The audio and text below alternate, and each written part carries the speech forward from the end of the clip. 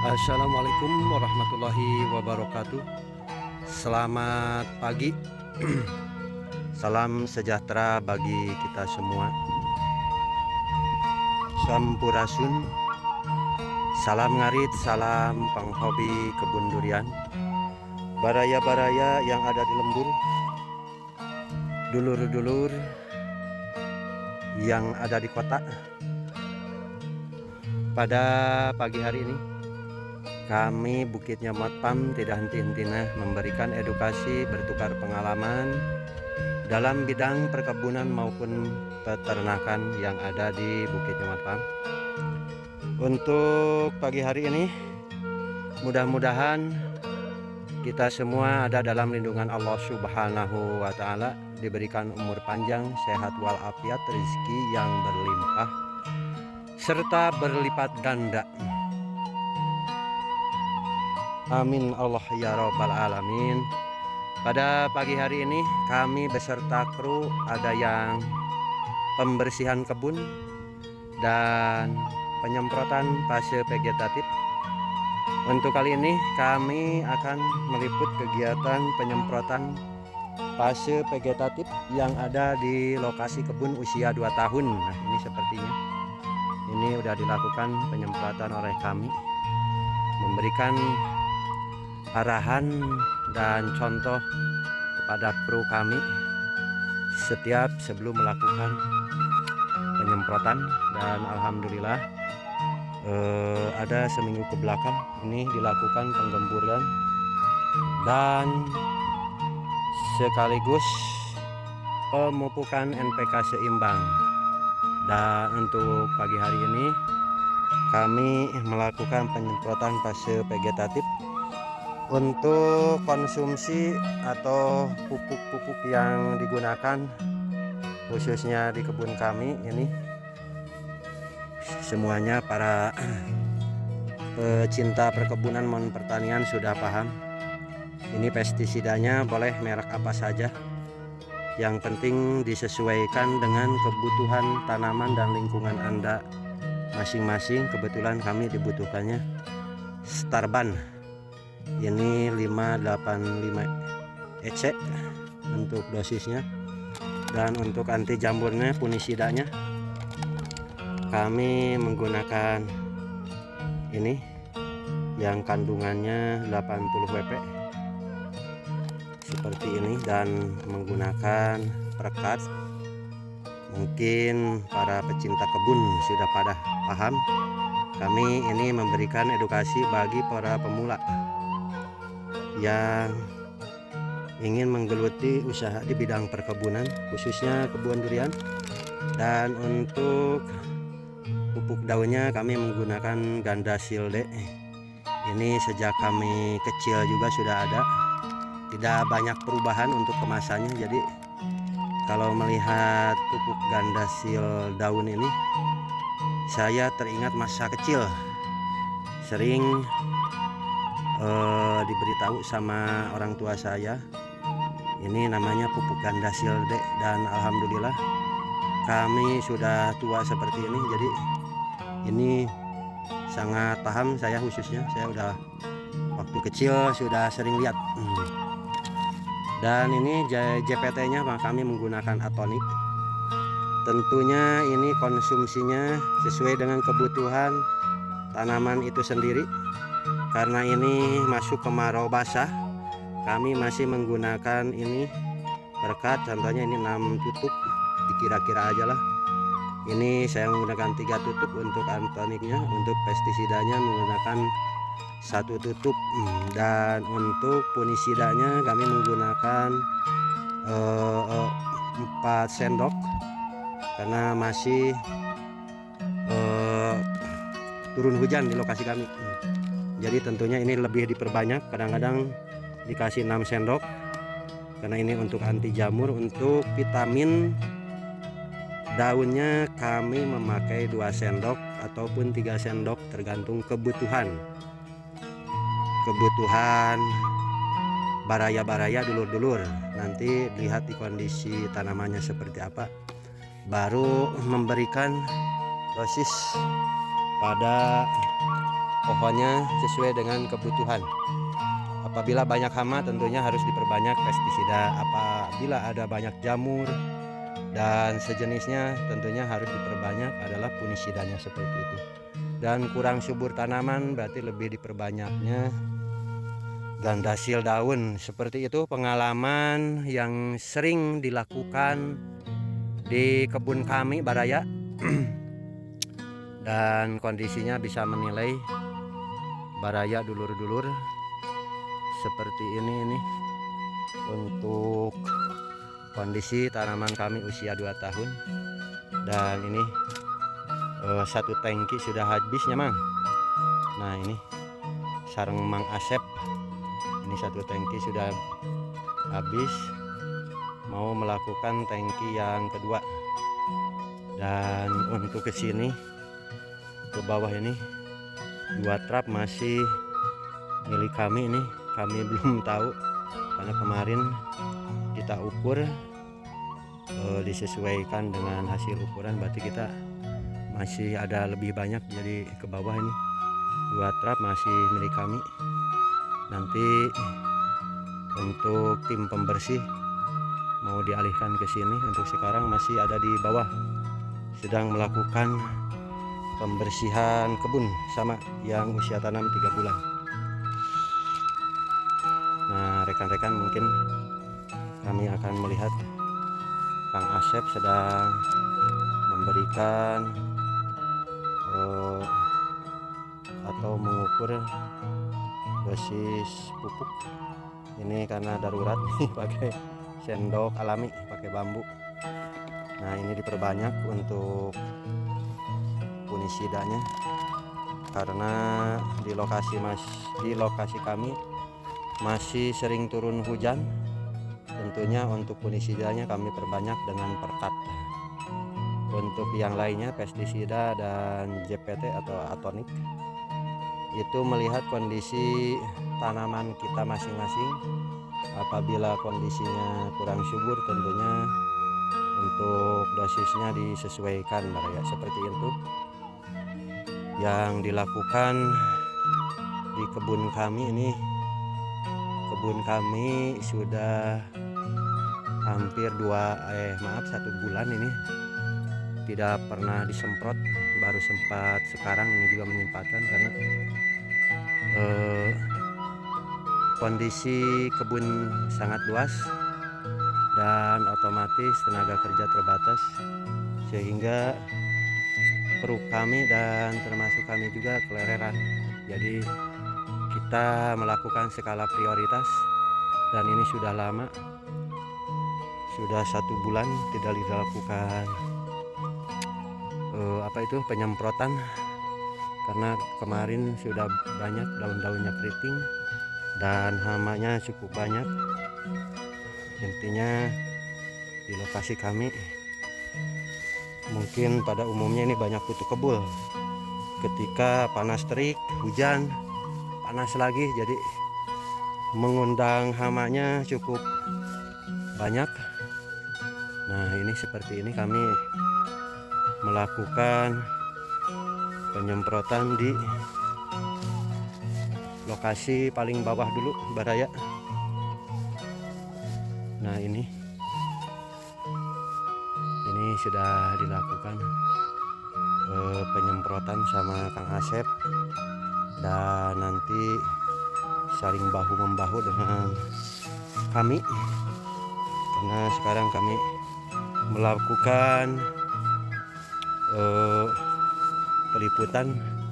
Mudah-mudahan video kami dapat bermanfaat bagi baraya-baraya yang ingin terjun di usaha perkebunan, khususnya kebun durian, dan bagi para kaum milenial setidaknya untuk memberikan wawasan dan pengetahuan dan bisa menjadikan referensi bagi kaum milenial ketika nanti ingin terjun di usaha di bidang perkebunan, setidaknya sudah memahami dan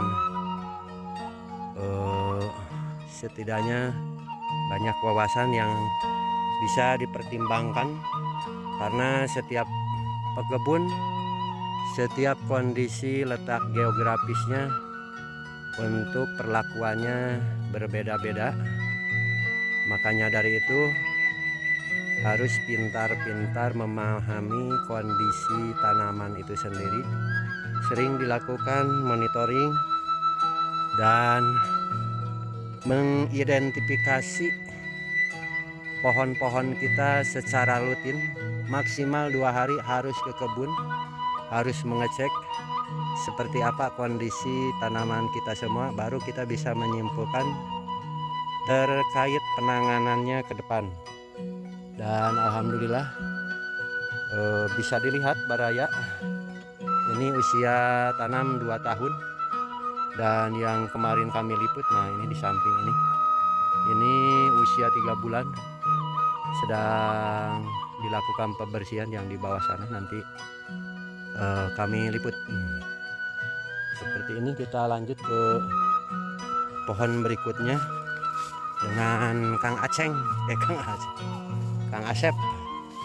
Iya entos mang, entos iya nges loba yang sok tinggal eta. Nah ini sedang melanjutkan penyemprotan fase vegetatif Baraya. Nah seperti ini, luhur heula mah amin teu keuna ieu, sok naik ka tengah tah, luhur hanap daunna.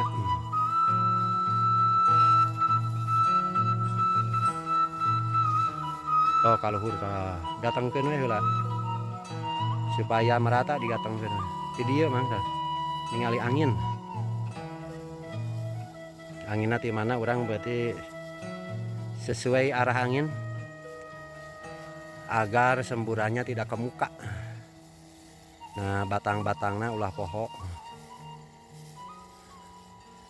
jadi perlu Baraya dulur diketahui, khususnya bagi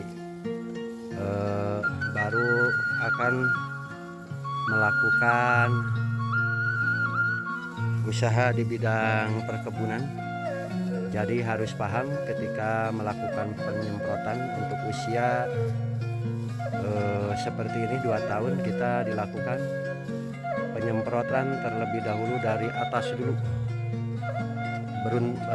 beruntun. Jadi dari atas sampai ke bawah, baik daun bagian atas maupun bawah, percabangan hingga batang pohonnya itu semua disemprot agar pupuk dan obat pestisida maupun insektisidanya merata secara menyeluruh terhadap pohon yang sedang diperlakukan penyemprotan. Dan ini kami melakukan penyemprotan fase generatif, dan seperti ini tuh batangnya disemprot. Nanti setelah selesai kita menyemprot tanahnya di bawah tajuk pohon durian agar hama maupun jamur akar tersiram. Nah seperti itu. Kita lanjut ke pohon berikutnya. Nih udah cukup Baraya. Mudah-mudahan nanti kita bisa dilihat 1 minggu ataupun 2 minggu kemudian. Dan perlu dipahami Baraya, untuk penyiraman pohon durian idealnya 2 minggu sekali. Namun kami sering terlambat dan melihat dulu kondisi pohonnya itu sendiri. Apabila hamanya sudah berdatangan dan kondisi tanaman kurang subur, baru kami perlakukan. Karena untuk mengirit biaya operasional, dan kami juga sering 2 minggu sekali. Apabila dana anggarannya ada, ya kita 2 minggu gitu. Kalau dananya menipis, ya sebulan. Nah contohnya hari ini kami memperlakukan pohon durian penyemprotannya dilakukan 1 bulan sekali. Satu sisi kami keterbatasan kru kami, keduanya untuk anggaran yang ada pada saat ini kami masih mepet memanfaatkan stok pestisida dan fungisida yang ada. Jadi kami ini melakukan penyemprotan melihat situasional kondisi di kebun kami dan melihat kondisi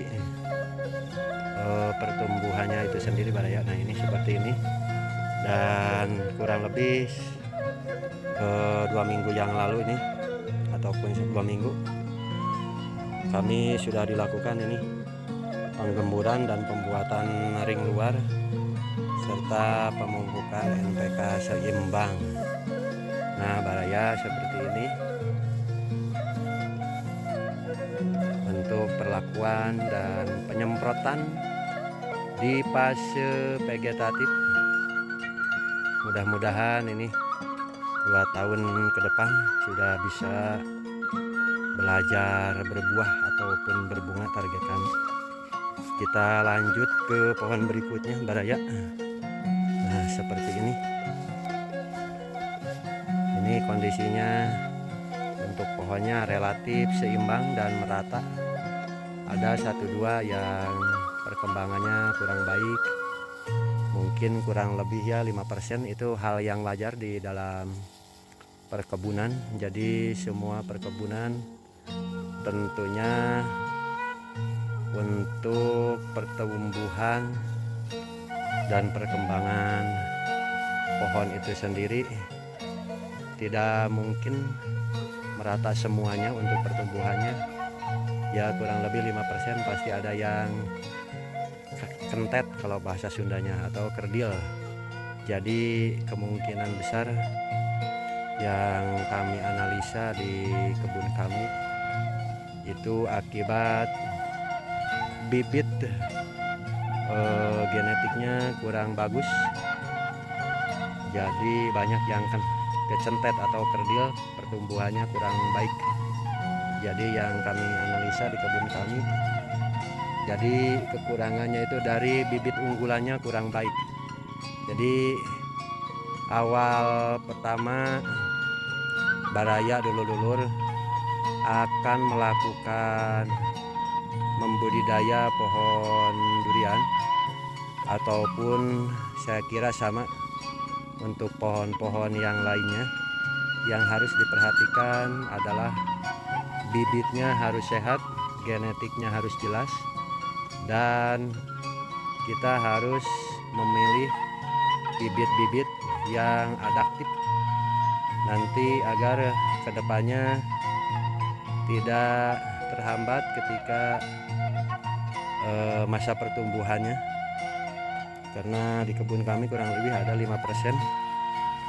untuk pohon yang kurang adaptif atau produktif dalam kehidupannya atau perkembangannya kurang bagus.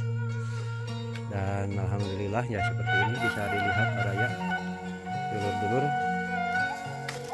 kondisi perkebunan kami seperti ini. Di luhur heula mah ame teu bau ka amang, luhur beakun anapna. Nah gitu nguriling ameh babari, ameh kadongkang. Nah Mang Asep nih orang orang Ciater yang akan orang Ciater, orang Lembang. Dia basicnya adalah sayur mayur. Rencana akan singgah di perkebunan 20 hektar yang ada di bawah. Tapi sebelum berangkat ke lokasi kebun yang 20 hektar, Kang Asep dilakukan pengenalan dulu di kebun durian usia 2 tahun agar lebih paham beak mang ya.